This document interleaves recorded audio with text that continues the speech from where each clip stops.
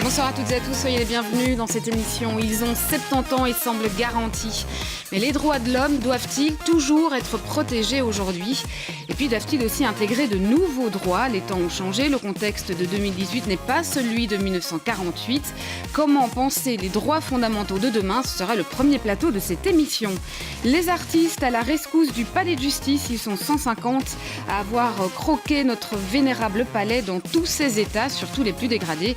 Le livre Demain, le palais de justice se revendique manifeste politique. La Déclaration universelle des droits de l'homme était donc adoptée en 1948. Alors aujourd'hui, on célèbre cet anniversaire alors que le contexte politique en Belgique, et pas seulement d'ailleurs, mais en Belgique est troublé. Le gouvernement est en train de glisser sur un dossier lié aux droits fondamentaux, le pacte migratoire. Olivia Venet, bonsoir. Vous êtes la présidente de la Ligue des droits humains. Bonsoir. On l'expliquera tout à l'heure. Est-ce que les droits de l'homme sont malmenés aujourd'hui ?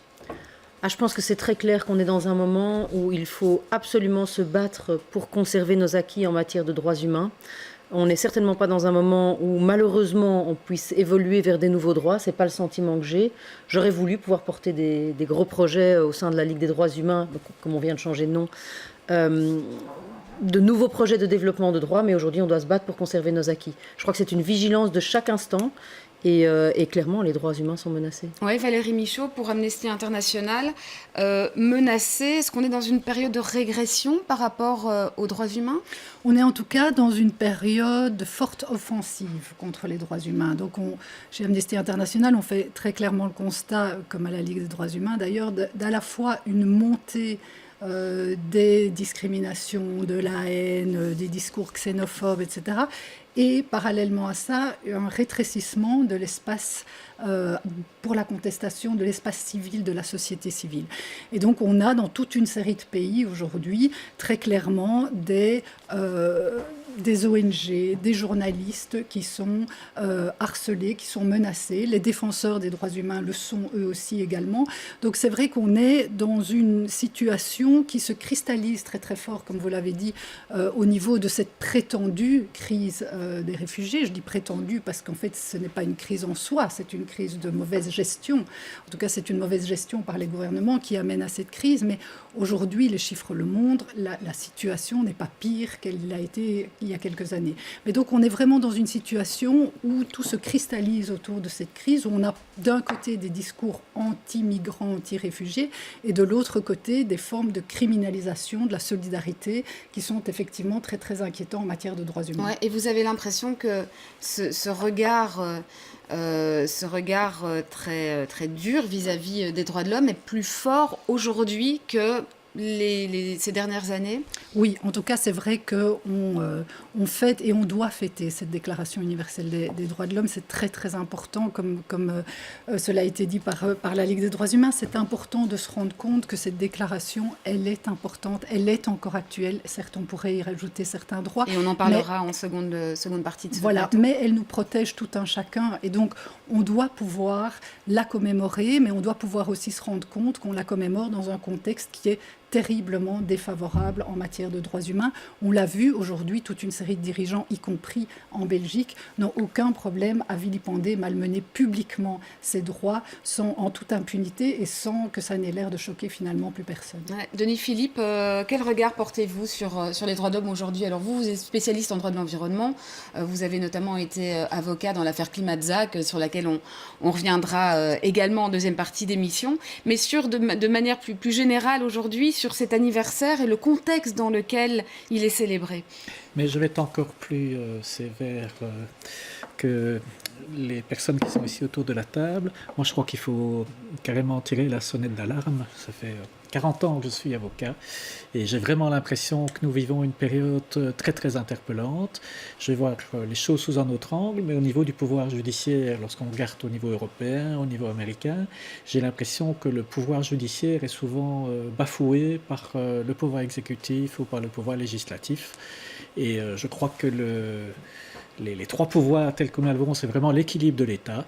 Heureusement, maintenant, je vois que les hébergeuses ont été acquittées, donc ça montre encore l'indépendance du pouvoir judiciaire en Belgique. Donc là, vous faites référence à Oui, ce procès qui vient de se qui vient de se terminer aujourd'hui donc, sur des hébergeurs et voilà. certains autres étaient poursuivis pour C'est ça. traite d'êtres humains. Donc c'est tout de même très très bien, ça montre que notre pouvoir judiciaire est encore indépendant, et sans l'indépendance du pouvoir judiciaire, je crois que l'État démocratique ne peut pas Oui, exister. alors c'est plutôt positif selon vous alors. Mais ça c'est très bien. Mais donc ça c'est très bien, ça veut dire que en Belgique, il y a encore des juges qui sont tout à fait indépendants. Mais ils sont d'abord malmenés sur le plan budgétaire, puisqu'on leur coupe pas mal de moyens, enfin, c'est une réalité. Mais ce qui m'interpelle, c'est aussi dans tous les autres pays autour de nous, où de plus en plus on réforme les lois, les constitutions, pour faire en sorte que les juges soient un petit peu sous la coupe du pouvoir législatif ou exécutif. Et ça, c'est très très interpellant. Je ne vais pas citer des pays, mais ça vaut en Amérique, ça vaut aussi chez nous, dans différents pays européens. Et ça, c'est vraiment un des piliers de la démocratie, qui est le droit à un procès équitable, qui est mis en question. Donc, tout ce qui a été dit jusqu'à présent, c'est vrai, mais ça, c'est vraiment très, très le pouvoir grave. judiciaire. Olivier Venet, on a entendu notamment l'ancienne juge à la Cour européenne des droits de l'homme, Françoise Tulkens, qui disait si la Déclaration universelle des droits de l'homme devait être adoptée aujourd'hui, elle ne le serait sans doute pas. C'est votre point de vue aussi ? Alors, malheureusement, on ne sait pas imaginer ce genre de choses, mais malheureusement, je crains qu'elle ait raison. Cette déclaration a été adoptée en 1948 et on avait derrière nous toute l'expérience dramatique de la Deuxième Guerre mondiale, de l'Holocauste, de tout ce qui s'était passé, de toutes ces horreurs qui s'étaient passées. C'est ce qui a permis d'adopter ce texte qui consacre, et il faut le relire, ce texte, ses droits sont vraiment fondamentaux, universels pour chaque être humain, le droit à la vie, le droit à une vie digne, le droit à un travail dans des conditions dignes, le droit au respect de la vie privée familiale, l'éducation, l'enseignement, la culture. C'est vraiment un texte extraordinaire. J'ai l'impression qu'aujourd'hui, on n'est pas du tout dans une dynamique où on a envie de mettre l'humain au premier plan et donc le respect des droits de tous les individus. Au contraire, on est vraiment dans des thématiques d'exclusion, de libération des discours xénophobes et racistes. Et donc, je crains que Françoise Tulkens ait raison, j'en suis très très très attristée et quand on voit les débats sur le pacte migratoire par exemple, c'est un texte qui n'est pas contraignant, qui n'est pas plus contraignant que d'autres textes qui sont déjà applicables. Ça n'est pas un texte très ambitieux. On fait circuler des fausses informations sur ce texte, mais partout, en disant on va être obligé d'accueillir tous les migrants. C'est absolument n'importe quoi. Ça n'est pas un texte ambitieux et on voit les difficultés qu'on a à l'adopter. Donc je crains qu'elle ait raison, oui. Ouais, donc j'entends les unes et les autres. Vous avez des discours vraiment extrêmement noirs, extrêmement pessimistes. La situation est vraiment aussi noire aujourd'hui sur le front des droits de l'homme et même dans un pays comme le nôtre, Olivier Venet. Alors, on a beaucoup d'avancées. On a quand même... il y a une chose que je voudrais souligner, c'est que sur les dernières années, on n'a jamais introduit à la Ligue des droits humains autant de recours à la Cour constitutionnelle et au Conseil d'État que ce qu'on avait fait avant. On n'a jamais introduit autant de recours, on n'a jamais autant gagné non plus. Ouais, donc c'est à double tranchant. C'est à double D'un tranchant. côté, vous en avez introduit beaucoup, ce qui était un signe plutôt inquiétant, mais d'un autre côté, vous les gagnez. Oui, on les gagne parce que la Cour constitutionnelle nous donne raison. Donc on a un organe du pouvoir judiciaire au sens large, parce que ce n'est pas tout à fait les cours et tribunaux, mais enfin quand même une cour indépendante qui nous donne raison. Je dis un petit mot sur le processus législatif, parce que toutes les remarques qu'on a mises dans notre cours, on les a faites avant au Conseil des ministres, on les a faites avant au Parlement, on doit introduire le recours, on gagne. Bon, c'est quand même une grosse perte d'énergie, de temps, c'est un peu dommage qu'on ne nous écoute pas dès le départ, mais soit, la Cour constitutionnelle pour l'instant continue à être la garante des droits fondamentaux et de la Constitution belge, aujourd'hui. Tant qu'on la laissera fonctionner, et c'est un des grands dangers, comme l'a souligné mon confrère, c'est que les budgets sont dans la main du pouvoir exécutif pour l'instant. Et on observe vraiment une prise de pouvoir sur les deux autres pouvoirs par le pouvoir exécutif. Et ça, c'est une réalité. Je pense qu'aujourd'hui, on est un peu à la croisée des chemins de savoir est-ce qu'on veut d'un exécutif surpuissant. On a un pouvoir législatif qui est peu efficace déjà depuis des années. Les lois ne sont plus élaborées au Parlement, c'est un fait depuis au moins 30 ans, je dirais. C'est que c'est évident, les projets de loi sont rédigés au Conseil des ministres. On avait encore un pouvoir judiciaire qui pouvait fonctionner. Quand on voit le budget qu'on alloue à la justice, combien de temps ils vont pouvoir fonctionner encore ? Il faut aller voir. Je sais que votre deuxième siège, ça va être le palais de justice et l'état du palais de justice. Oui, il faut aller voir. on pourra faire des liens effectivement entre les deux. Vous pourrez faire le lien, effectivement. Oui, alors peut-être brièvement pour terminer là-dessus, et après on en vient à ce changement de nom quand même qui est est interpellant. Valérie Michaud, juste pour terminer, vous avez parlé notamment de la situation des droits de l'homme au niveau international, et c'est vrai qu'Amnesty est évidemment très très attentive à ce qui se passe dans le reste du monde, et notamment dans des pays qui sont connus pour ne pas être des pays démocratiques. Mais ce regard, vous le portez aussi sur les pays européens, singulièrement sur la Belgique ? Oui, on le porte exactement de la même façon pour l'ensemble des pays européens, l'ensemble de toute une série de pays du monde où les défenseurs des droits humains sont attaqués, sont menacés, certains sont tués. Donc il y a effectivement quelque chose de très grave qui est en train de se passer pour tout ce qui est militant des droits humains partout dans le monde. Et vous pensez quoi, à des pays comme la Hongrie, par exemple ? Je pense à des pays comme la Hongrie, je pense à des pays comme la Pologne, je pense à des pays comme la Turquie. La Hongrie, par exemple, c'est un des pays où bientôt Amnesty ne pourra plus exercer son mandat parce que le bureau d'Amnesty est menacé sur place. Turquie, c'est le seul pays où un président et une directrice d'Amnesty ont été emprisonnés au même moment pour des faits qui n'ont jamais été reconnus et établis. Donc on est vraiment dans une situation où les défenseurs des droits humains et Amnesty dans certains pays, y compris en Inde encore aujourd'hui, sont menacés. Ça, c'est du jamais vu.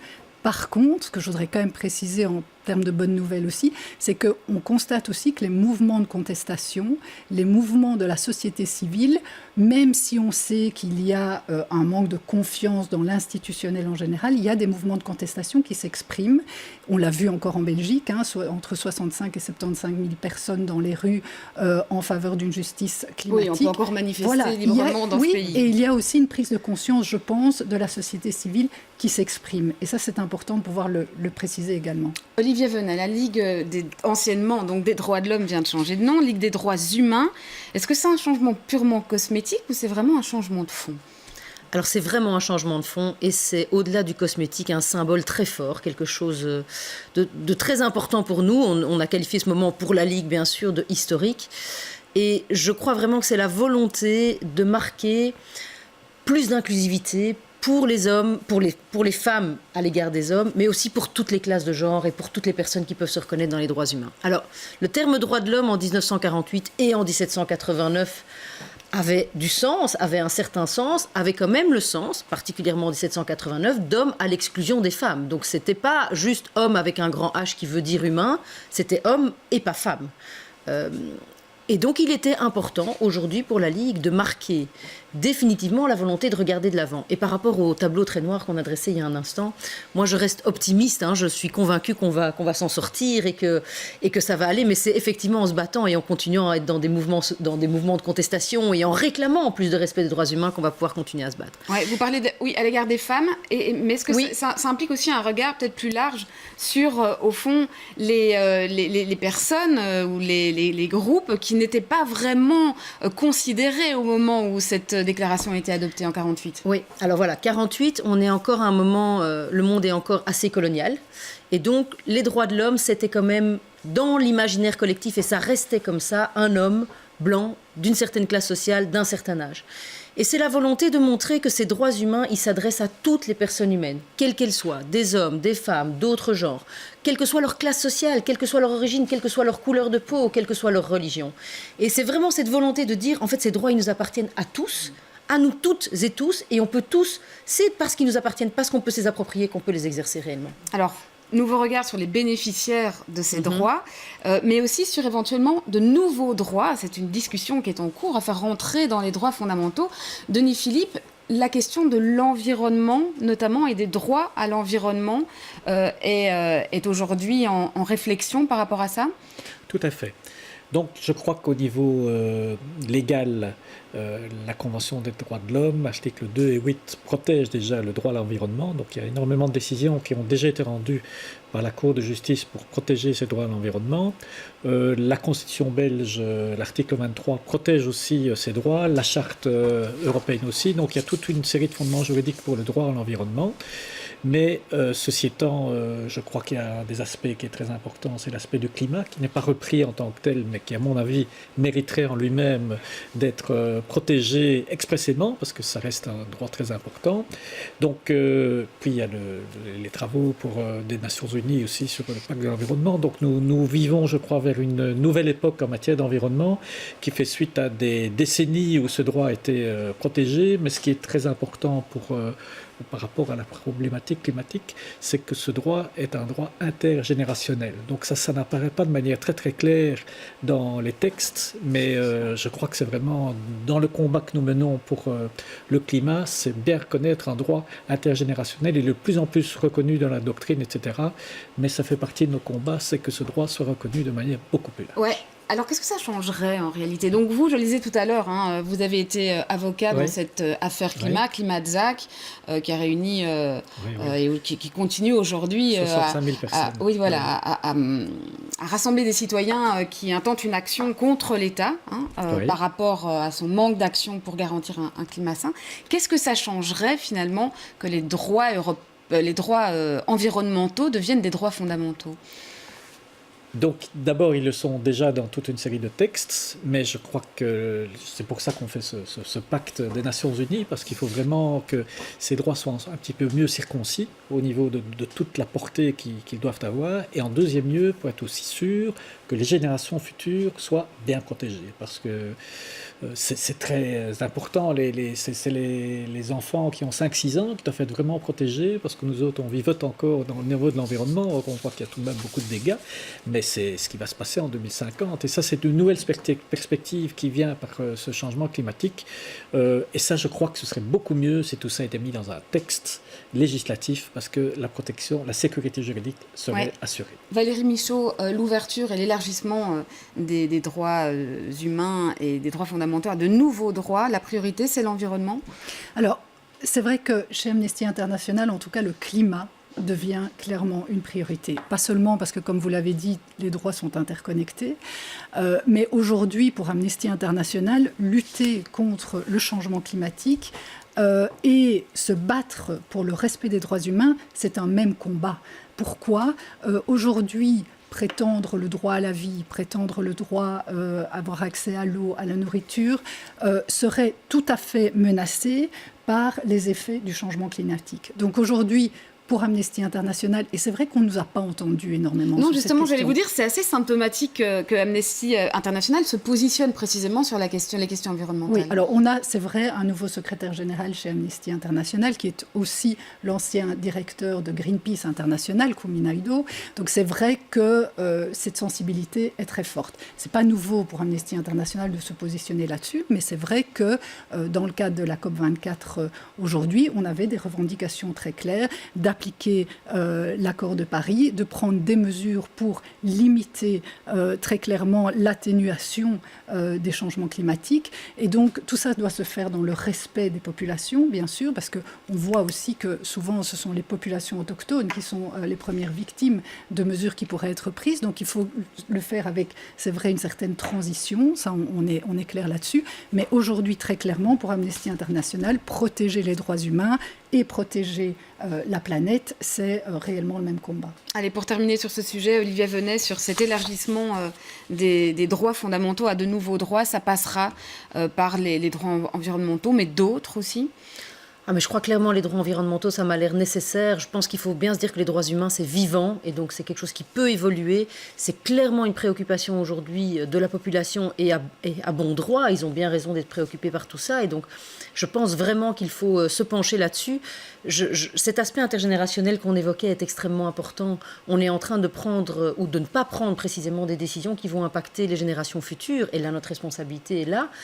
Même si certains de nos droits peuvent déjà être utilisés dans ce sens-là, le droit à la vie, le droit à une alimentation, le droit... Oui, c'est ce que disait Valérie. Voilà, tout à fait. On peut rebondir sur ces droits-là pour continuer, mais c'est évident qu'il faut envisager les droits humains comme quelque chose de vivant et qui peut évoluer vers un plus, bien entendu, et les droits environnementaux, c'est la priorité. Ouais, donc ça, ce sera la prochaine génération. Il y en aura, enfin, ce sera très probable, enfin, ça l'est, c'est la génération suivante de droits fondamentaux. Il y en aura d'autres encore après?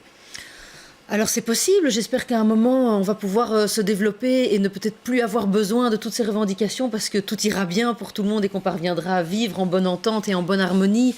Mais c'est évident que ce sera au niveau mondial que ça va se jouer. On va pas pouvoir, je crois que ça c'est un des grands enjeux, c'est que les droits humains aujourd'hui c'est difficile de les limiter à un pays et à une structure parce que précisément tout se joue au niveau mondial aujourd'hui. On le voit avec les questions des migrations. C'est pour ça que ce pacte est tellement important sur les migrations aussi, c'est que ces enjeux sont mondiaux et c'est à ce niveau-là qu'il va falloir prendre des décisions pour plus de justice pour tous les individus et donc pour notre planète aussi. Eh bien, merci à tous les trois. C'est sur ces mots-là qu'on va clôturer ce plateau. Merci en tout cas d'être venus nous en parler. Et on voit effectivement que les droits humains, eh bien, c'est quelque chose de dynamique et que ça continue à bouger. Merci en tout cas d'être venus nous en parler.